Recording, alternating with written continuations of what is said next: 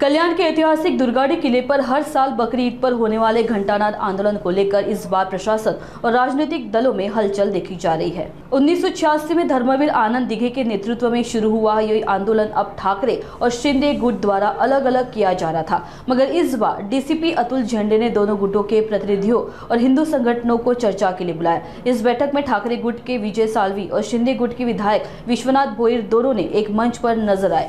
बैठक के बाद विधायक विश्वनाथ भोईर ने कहा कि हम पिछले 35 वर्षों से आरती की परंपरा का पालन कर रहे हैं। जैसे मुस्लिम भाई नमाज पढ़ते हैं, वैसे ही मंदिर में आरती हमारी धार्मिक परंपरा है। इस साल भी मंदिर खुला रखने की मांग हमने रखी है। अब देखना यह होगा कि प्रशासन क्या निर्णय लेता है और त्योहार पर परंपरा और सौहार्द कैसे संतुलित किया जाएगा।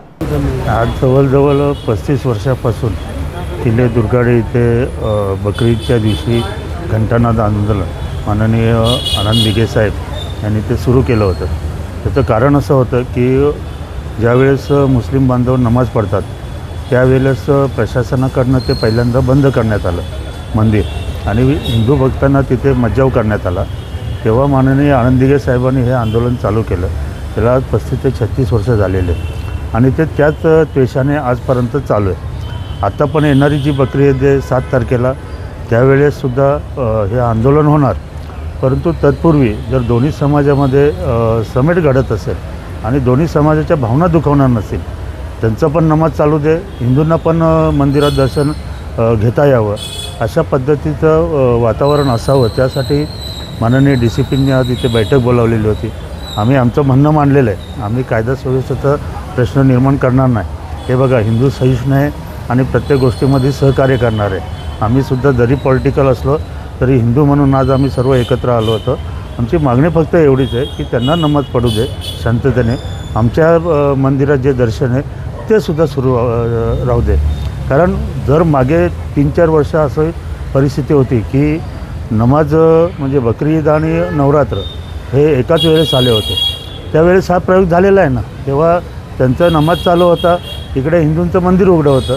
ठीक आहे, त्यांना डिस्टर्ब नको, त्यांची शांतता भंग व्हायला नको म्हणून आपण घंटा वाजवत नव्हतो किंवा घोषणा देत नव्हतो, तर ते सहकार्य करतील ना। ते केलेले आहे म्हणजे ते पण आता पण करतील ते, परंतु ते प्रशासन त्या गोष्टी मानायला तयार नाहीत। आम्ही त्यांना आता ठणकावून सांगितलेलं की अशा पद्धतीने मंदिर खुलं राहिलं पाहिजे, बाकीचं बंदोबस्त आणि हे करणं तुमचं काम आहे। आम्ही आमच्या पद्धतीने काम करू, तुम्ही तुमच्या पद्धतीने हे करा। ते आता त्यांनी 2 दिवस मागितलेले आहेत, 2 दिवसात ते काय निर्णय देतात बघूया।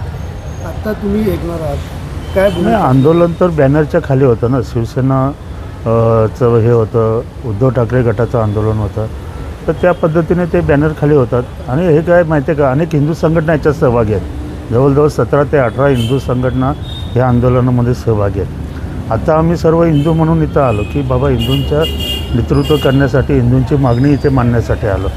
पण जेव्हा आंदोलन करण्याचा विषय असेल घंटानादचा, त्यावेळेस ते बॅनर वेगवेगळे असतात ना, तेव्हा पक्षाची ताकद पण दाखवावी लागते की बाबा ठीक आहे माझा पक्ष, आणि पक्षात असल्याकारणाने त्या गोष्टी कराव्या लागतात।